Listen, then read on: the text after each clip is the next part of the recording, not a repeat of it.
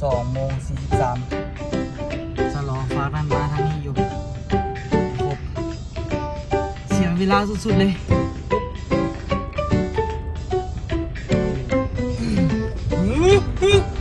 ทำไอ้ได้อุ้มลงไป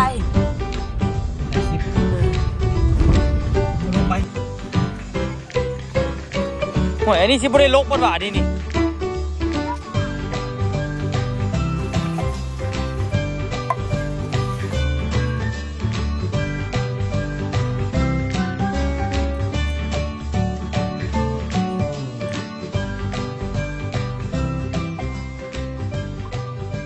คนสบายดีตอน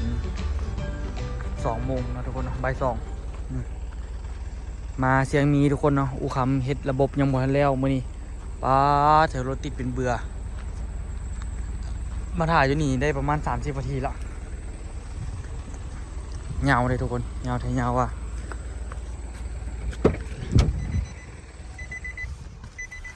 เบิ่งจากภาพนอนปุ๊บกลนปั๊บทางนี้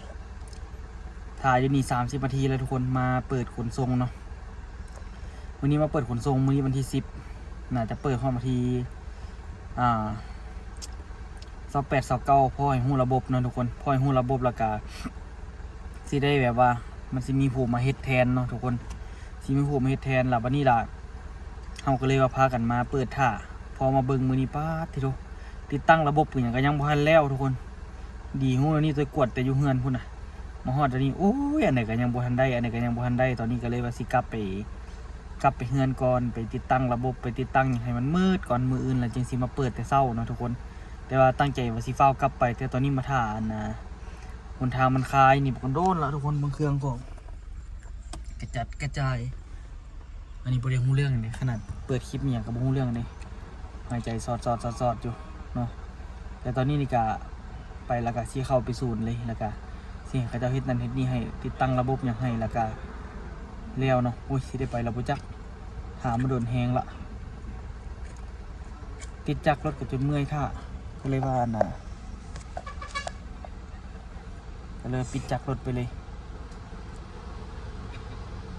โอ้รถทางนั้นเริ่มได้มาละทางนั้นเริ่มได้มาละทางนี้เริ่มใกล้ชิดได้ไปแล้วนี่ผมรู้มีคันเดียวเลย2 คันคันอื่นมาอีกละแมนละ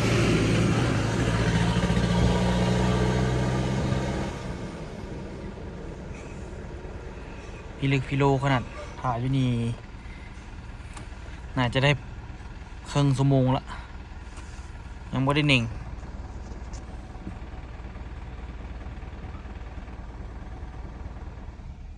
2:16 นาที1:36 นาทีเบิ่งเวลามันอยู่บนไซเลยถ่ายอยู่นี่เป็นชั่วโมงละเสียเวลาโคตรเลยเสียเวลาทำมาหากินขนาดโอ้ตายไปอีโอ้คำก็นอนคักขนาดไอตัวอยากนอนก็บ่ได้นอนเมื่อยติดหล่นแต่นานแล้วค่อยน่ะเบื่อชีวิตเด้เมื่อยละอยากนอนก็บ่ได้นอนนี่อยากไม่หงมายัง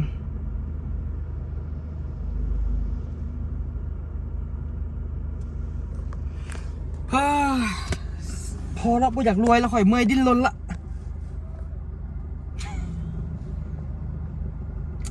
เมื่อยอีหลีปะเอาพออยู่พอกินพอแล้วบ่เนาะตายแล้วค่อยก็ได้เมื่อยแล้วไม่อยากรวยแล้ววะโอ้ยหนาวที่บ่เฮ็ดจังละ YouTube ก็เพิ่นห้านเท่านั้นพออยู่พอกินแล้วก็แล้วไปบ่เฮาเนาะต้องเฮ็ดหยังล่ะค่อยว่าเอาเท่านี้แหละไปเมื่อยดิ้นเมื่อยรนแล้วได้ชีวิตนี่พี่โลแท้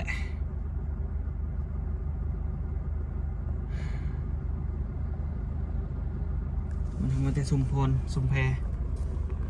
กับมีกับน้องเนาะ2:37 นาทีอยู่นี่มาชั่วโมงละสิตาย1:43สลอฟ้านั่นมาทางนี้อยู่ให้ครบเสียเวลาสุดๆเลย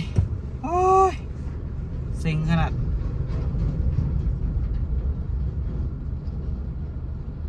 ย่านไปเวียกย่านไปเฮ็ดเวียกกันนะไปเฮ็ดอันนี้บ่ทันของการเขาสิปิดก่อนนี่นะปัญหา2 โมง 3 โมงเกือบ 4 โมงละเขาสิปิดปะละท่านเห็นยังดอก50จึงได้ไปพระเจ้าลาดยางต่อยไหม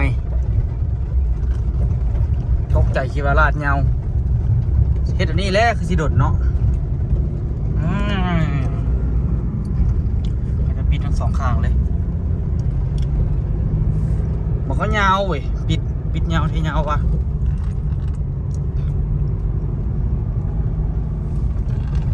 เกือบ3 โมงถ่ายอีก1 โมงกว่า1 โมงครึ่งมาฮอดงานแล้วเดี๋ยวนี้มาติโร เคยปานไปเวียงจันทร์ ผ่านไปเวียงจันทร์ ไปท่า น้ำปุ่นนี่แล้วดิมันเศร้ายังไงนะเอาใส่อยู่ แต่ตอนนึงจกดิ2อายดองรองสาย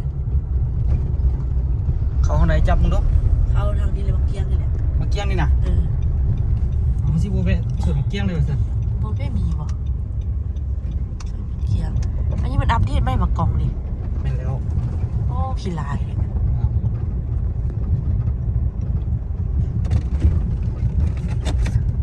โอ้เอาดีเด้อพอเสียวเอ้ยเห็นออโต้เลยวะ เป้เฮ็ดเป้น้อยๆสิเนาะเสียวเลยถ้าเคยมาเข้าอย่างมึงกูเข้าซอยนั่นปะ เอา มั่วปะครับ บ่มาก เอ๊ะเข้าซอยนั่นหน่อยเร็วบอกไง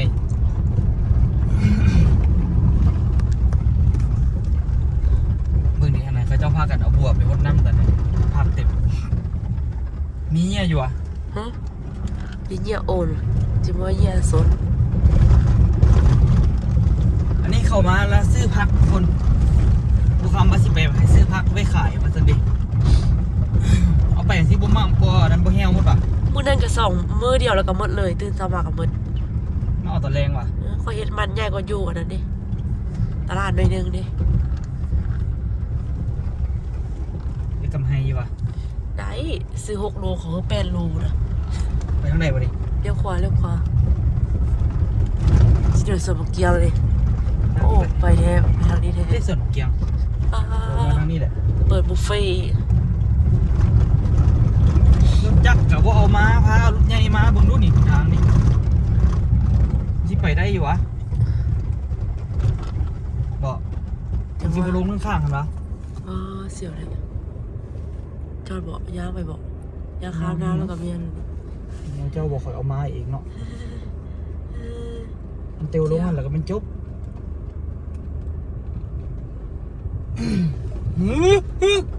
ถ้าไปไอ้แน่อุ้งลงไป ไปถ่ายคลิป เอาลงไป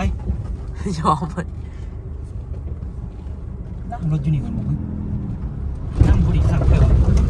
ก็ได้แน่ซ้อมผู้สาวอยู่วันสวนพักมาล้างกันเลยนี่ นั่งรถอยู่นี่กันอีกกันได้หรอนั่งบุรี เลี้ยวซ้ายเลี้ยวซ้าย ไม่น่าเดี๋ยวรถมาล่างนี่ก่อนสบายแค่ว่า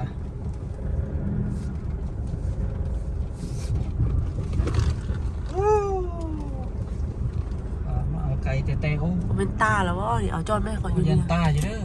ก็คือตาเนาะเอาดิ บนตาดอกคันเขาเก็บนะโลเลยเอาให้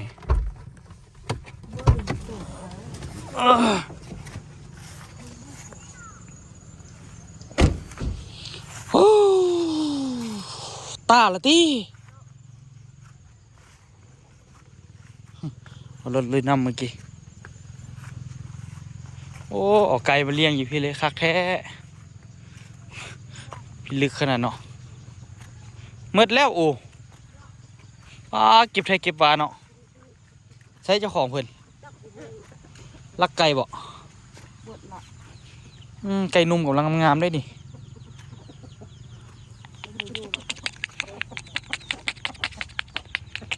กำลังห้าว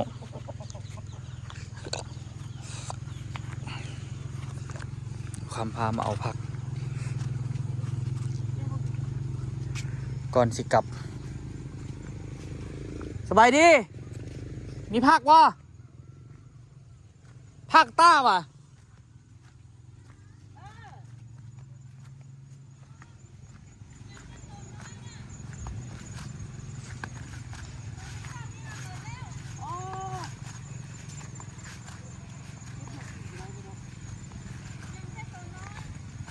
โอ้ยอันนี้สิบ่ได้ลกบ่ว่านี่นี่ อันนี้สิลอกว่ะอันนี้สิถ่ายเห็ดไหมโอ้ป้าเขาจะถ่ายเห็ดไหมเขาขอเด็ดอันย่อยไปกินได้ว่ะที่หาก็ขายยาแล้วว้าวตายเอาก็ป้าให้คนมาเด็กเอาไปเกลือเป็ดเกลือแค่นั้นละอันแล้วไหนมีนะเขามีหาก็คิดอย่างกันแล้วสิไข่ไหม แล้วแบบสิมาเอาผักอยู่ เนี่ยจริงแล้วอย่างเป็นตัวน้อยนั้นตัวน้อยไข่อ่ะตัวน้อยนั้น ตัวน้อยเราก็ไว้บ่งตี บอกเขาว่าเลยเป็น รุ่นนี้วานเลยว่ะก็สบายได้แล้วเนาะขนาดมีใส่ระบบน้ำหดเลยว่ะมีน้ำมีหนีได้เนาะสบายแท้น้ำอยู่ไกลให้มืดพักแล้วก็ซื้อหมูนี่ก็แล้วตัวขนมันคือดกเถอะวะ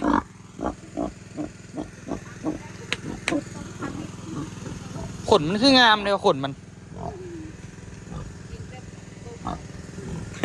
ได้กินผักต้มกูมือเหรอ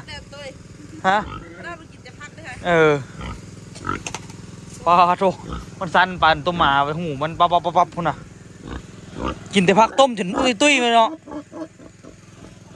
คือบ่เอาอะนะคือบ่เอามาต้มหลายๆก็สั่นอันนี้มันก็บ่ได้กินแล้วตัวสั่นเอาสีดบ่ล่ะ ตัวนี้ท่านจะได้เด็ดกินแล้วเพราะว่าสิบยา มื้อใดมาไถซะ นี่ของน้องสาวเนี่ย โอ้อีกโดนแล้วนะจังสิได้กินสิได้มาซื้อเนาะพักเนาะ น้องพอดนตัวยูฮุนก็ใหญ่ละอีกบดนก็สิได้กิน อยู่ใส่ ลูก ประมาณมื้อใดได้อันนั้นพอขายเขาสิมาเอา โอ้ประมาณสิบปลายมือนี่แหละ 10ปลายมื้อเนาะ 10 ปลาย มื้อนี้วันที่เท่าไหร่ที่10เด้เนาะประมาณท้ายเดือนเนาะ ให้เดือน12นี่ละ ประมาณวันที่25ป่ะ ประมาณ 25 26เนาะ ประมาณ โอเค นั้นละได้แล้วนะ โอเคแล้วสิมาใหม่ซะนะแต่ดอกมันก็บ่ไกลหลายเนาะยอดมันก็บ่ไกลหลายเสียดายเด้ไปแกงกินคือสิคัก อะไรเขาก็ป้าให้คนทั้งมาเด็กกินอ่ะละได้ประมาณอาทิตย์หนึ่งนี่ละเขาก็เลยติดยาใส่ละ ขอบใจเด้อเบิ่งมันเสร็จระบบน้ำแต่ว่ามันก็ได้เล็งยาสมควร บอกเลยหักคนมงนี่บ่ธรรมดาเด้อจ้ะคันบ่เฮ็ดอะไรก็บ่ได้สินะเบิ่งใบเนี่ยจนสิบ่มีหอยแมงเนาะโอ้เนาะ เดี๋ยวว่าพ่อข้าเราผู้ปีกายคักขึ้นมาเนาะ เฮาบ่ปลูกผักกาดดอกกินแน่ แม่กำลังบ่มนะ เจ้าก็มันเด้แม่ ป้าบอกไปบ้าน มันไปปลูกผักอยู่บนคอกไก่หั่นน่ะแนวมีอันหัวมีหยังอ้อมเบิดเลย พ่อไก่อย่างน้อยอย่างจะเบิ่งเงาคนดู บ่นะคอกไก่บนเลี้ยงไก่เลยนะไปปลูกใส่หั่นเลยนี่ก็กลับมาฮอดห้านแล้วทุกคนอุคำกับบสบายเนี่ยละกาอันใดก็บ่ทันเรียบร้อยเนี่ยไปศูนย์ดีเทลมาละให้เขาเจ้าแก้ไขให้เรียบร้อยเบิดแล้วทุกคนเนาะตอนนี้นี่ก็มีแต่ถ้ามื้ออื่นคิดว่าสิได้ไปเปิดอีกอยู่มื้ออื่นไปเปิดอีกแล้วก็อาจจะได้อยู่หมดมื้อบางทีก็ตัวคิดว่าน่าจะเอาเครื่องไปนอนแต่ว่า บ่สิเป็นสินอนได้บ่มันประมาณท้ายเดือนน่ะมันถึกสวง มันถึกส่วงเขาเจ้ากินเจียงพอดีท้ายเดือนละพอดีมีอ้ายหนึงแล้วสิไปอยู่ให้สินะก็เลยว่ารู้ว่าสิถ่าแล้วดีบ่หรือว่าสิจังไดดีเนาะทุกคนเนาะตอนนี้นี่ก็เลยแบบยังงงยังสับสนอยู่แต่ว่าตัวก็อยากถ่าแล้วได้เบิ่งทรงเรารู้สึกว่าเราน่าจะมีความรับผิดชอบเบิ่งคนดอกเนาะคือว่าเป็นตาโอเคอยู่ก็เลยว่าสิลองถ่าแต่ว่าส่วนเวลาเขาถ่าก็ตัวสิไปเปิดถ่าประมาณจักอาทิตย์นึง2อาทิตย์เนาะถ่าเราว่าซั่นซะซ้ำซาเรามาให้เนาะบ่ซั่นเหรอเฮาสิบ่ได้เรียนระบบจักเทื่อหั่นน่ะ ก็เลยว่าสิไปเบิ่งไว้ท่าแล้วก็เพื่อคันว่าฮอดยามเรามาแล้วก็สิได้สอนเวียกเราแล้วก็จบสินะสอนเวียกเราให้เราเฮ็ดได้หลังจากเราเฮ็ดได้แล้วเฮาก็กลับทิมให้เราเลยแล้วตัวว่าสิแบบว่าสิให้แบบ50% เลยจบเลยเฮ็ดคือกรีดยางนี่เนาะ ซ้ำว่าเฮาปลูกยางอะไรก็จะกรีดเนาะก็ยาเนาะก็แบ่งกันเอาก็ถูกกระจายค่าห่วงเศร้าเมียงไปถามว่าสิได้หลายบ่ก็บ่ฮู้เลยอาจจะลุกขึ้นซ้ำก็บ่ฮู้คือกันเนาะแต่ก็ลองเบิ่งเนาะทุกคนเพื่อบางทีอนาคตมันได้ดีว่าซั่นซะคันมันได้ดีก็สิเป็นพอดีให้เฮาเนาะกันก็เมียนห่านเมียนมายองมายังบ่แล้วคือเนาะจบที่แล้วอุคำกลับไปนอนแล้วทุกคนเป็นไข้นะเป็นวัดออโต้ก็เป็นอุคำติดนำออโต้นี้เบิ่งนี่เบิ่งออโต้เอาหน้าซุกเข้าไปนี่ทรงคือเสียกนอนแต่ว่าบ่ฮู้เสียกนอนบ่แต่ว่าเข้าเนี่ยบ่ได้กินทำบ่จักป้อนก็บ่กินทุกคนเอ้ยจักเฮ็ดจังได๋เนาะเอายาให้กินก็บ่กินบ่ได้จักเฮ็ดจังได๋ดีบ่ฮู้วิธีสิเฮ็ดเลยเดี๋ยวนี้เดี๋ยวปวกๆกันไปดีแล้วเนาะมันสวยมันก็กินข้าวอยู่ไม่จันกินก็กินหน่อยกิน4-5 คำปกติกินหลายนะทุกคนสิแหละซองเป็นไข่เป็นวัดกับเป็นตานี้ไปโอ้เจ็บเส้นหลายเรื่องหลายแนวคุณเนาะ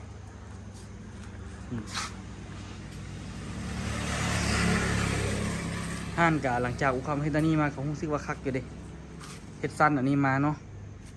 เฮ็ดสั้นวางแล้วก็เอานี่มาวางอันนี้อีก2 อันงามเลยห่านมันคือมีอีหยังนะเนาะทุกคนเนาะมันคือแบบห่านเขาเต็มคือห่านเขาบอกใหญ่ๆนี่แหละแล้วก็เป็นระเบียบป้อมสะอาดป้อมเนาะนี่มีบอลวางมี 2-3 บอลมีตัววางมีตัวนี้สิสูงกว่าตัวนั้นเนาะคนละแบบกันมันสิสูงกว่าในนึงแล้วก็สำคัญที่สุดก็คือตัวนี้นี่แหละ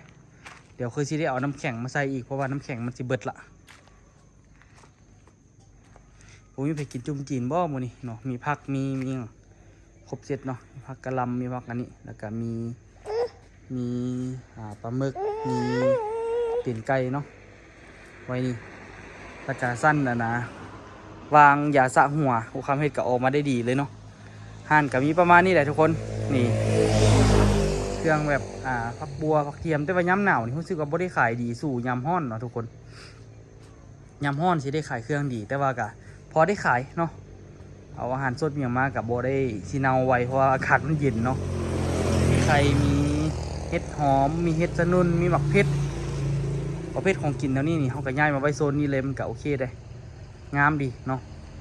จัดห้านดีๆมันก็คักดีอยู่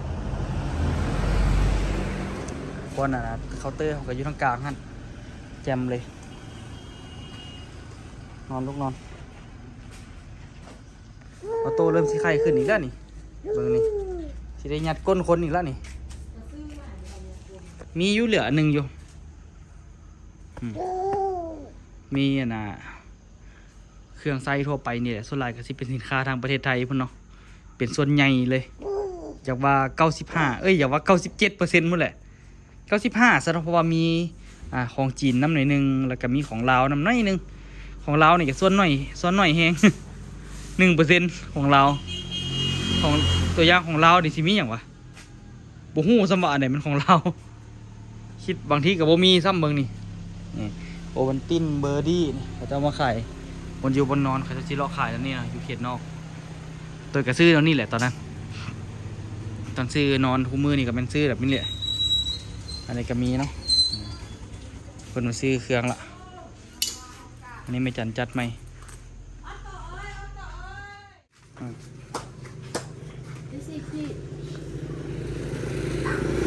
ก็มาเอาเปียก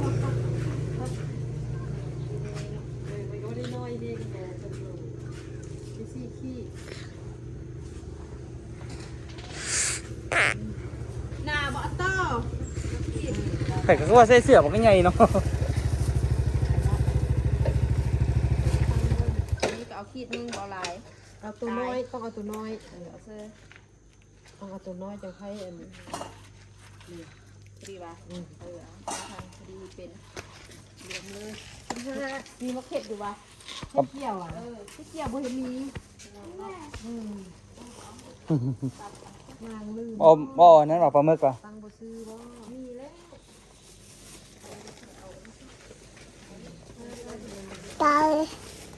คันเอาสิ้นหมูมาใส่พอดีคักเนาะ มีอันปิดใกล้เสื้อตรงที่ปิดใกล้ เออ ซื้อซีนหัวในตลาดเรา บอกคอยว่าคันมีสิ้นหมูมาขายนะ ซื้อมาฟิตจะให้เนี่ยแบบเนาะ บอกซื้อตัวแซมาอันนึง ขาวเนาะ คิดอยู่บึก ขาวไก่แอลว่ามาแล้วก็ ไก่เอ้ยไก่ เดียวเท่าเดิมเท่าเดิม เอาตัวนั้น 34บวกให้12ได้แล้วเป็นไงได้ดี ขนมอังเปามันจะแก้แล้วเนาะ ได้แล้ว แก้มันเหลือลูก อ้าว เงินเหลือไปโรงเรียน จะไม่ใจมันนะวะ เท่าเดิมพอดีเอาเพื่อนเท่าเดิ เดื ม อนบ่อัน30เดือนได้ทุกจานได้ 31หลาน บ่มีจะได้พอสิเอา ทอนเงินนั่นอีเมย์ก่อนอีเมย์นี่ทอนทุกเทื่อ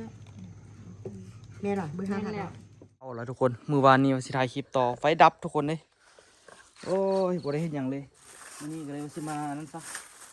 ยากบ่มีของน้ำใส่ต่อ2ระบบเข้าของน้ำมันมาตัวเนาะตัวกระตุ้นตัวกระโลกละ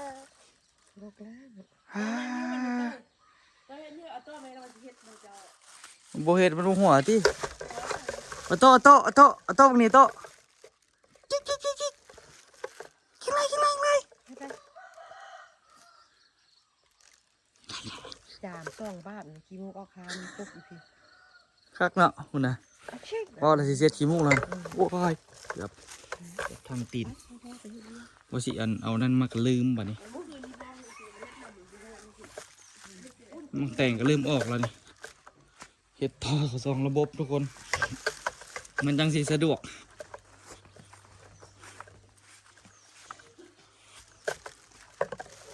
บ่ไหวเฮ็ดระบบเดียวนี่สิต่อ2ระบบเขาท่อน้ำนี่ทั้งเขาน้ำนี่ทั้งหน้ากับไปนี่ต่อมันจะสั่นพูดไปซอกท่อใหม่ก็แล้วตัดตัวนี้แปลงเสียบเข้าไปนี่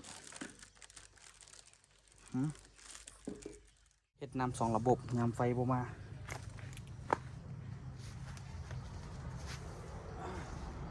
ได้ละสิมันหนักละ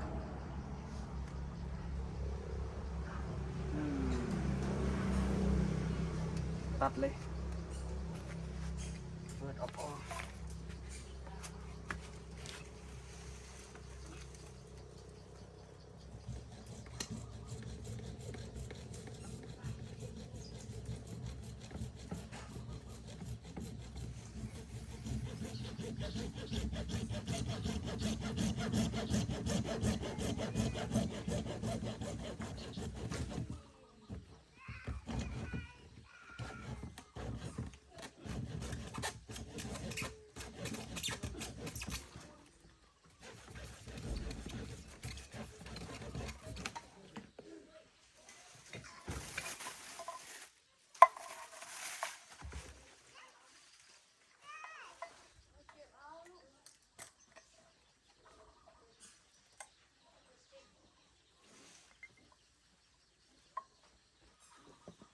ตัวแปลงน้ำไม่เชื่อ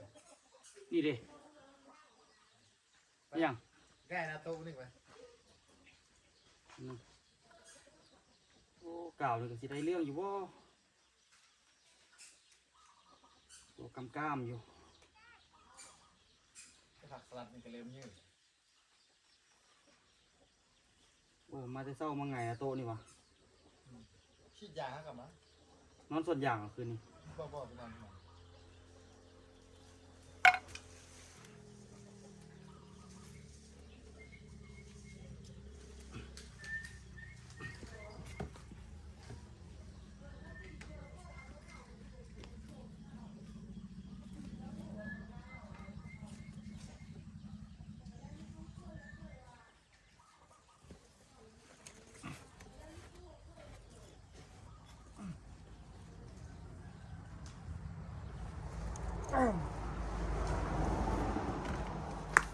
มีน้ำกันลำบาก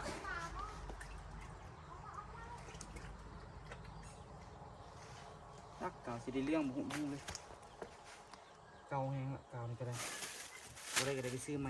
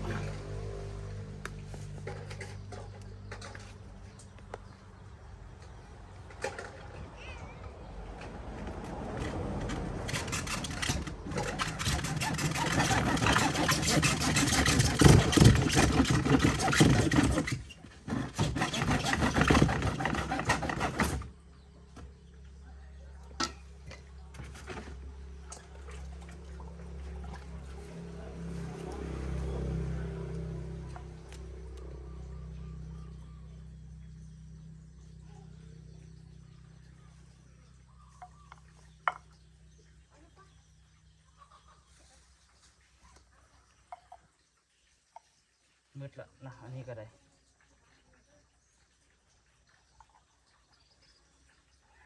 ต้องได้ลิ้น2 ระบบงานไฟประมาณลำบากให้ลำบากกว่า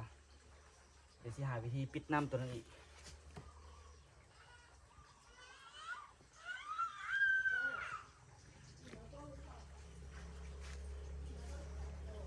ตัวนี้นี่สิจี๊ดเลย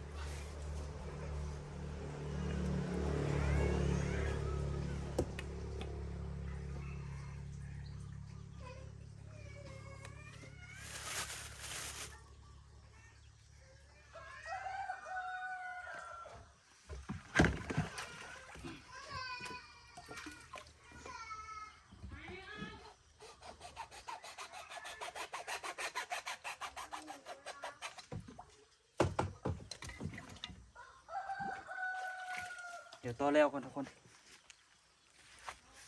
เรียบร้อยแล้วคุณน้ำกระถึกมันฟงดองนี่โซซิแล้วเนาะเอาส่งเปียกเบิดแปลงท่อนะเพราะมันแตกนะทุกคนน้ำมันแตกแล้วมันท่อมันซึมออกมานี่เนาะตอนนี้ตัวปิดน้ำละบ่อยมันไปละมันอาจจะเดี๋ยวมันกระเซาซึมเนาะซึมตัวนี้นี่เรียบร้อยละเบื้องหน้าไปต่ำใส่กระท่อตัวนี้เอาเสือไปพาดแล้วเอาหน้าไปตำใส่เรียบเลยบ่ฮู้ว่าน้ำสิแห้งขึ้นบ่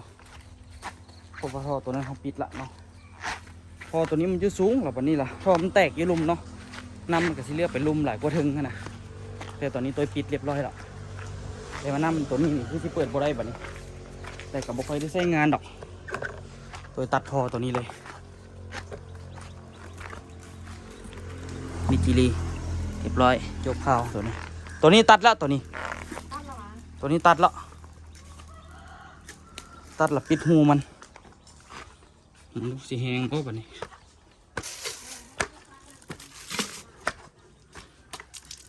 างจากข่อยคือเก่า เพอทางอื่นเปิดหลายกว่านะทุกคนเนาะมันเปิดทางอื่นน้ำนะมันเลยแบบเป็นนั่นนี่แต่ก็เอาไว้ใส่น้ำอยู่ทางเทิงพอมีน้ำใส่เนาะในยามที่แบบไฟดับแล้วนี่เฮ้ยเจ็บเส้นแต่ละมือเฮียเต็มระบบน้ำตัวมันมืดเอาไฟดับเนาะเรียบร้อยพอมีน้ำของน้ำทุกคนเลยน้ำบ่มากก็คือมันเขาใส่ระบบปั๊มเนาะอันนี้คือใส่ได้หมดละ แปลงไว้เพื่อระบบซับซ้อนเนาะอันนี้ของน้ำเนาะมันน้ำบ่มาหรอบ่มีน้ำใส่เห็นบ่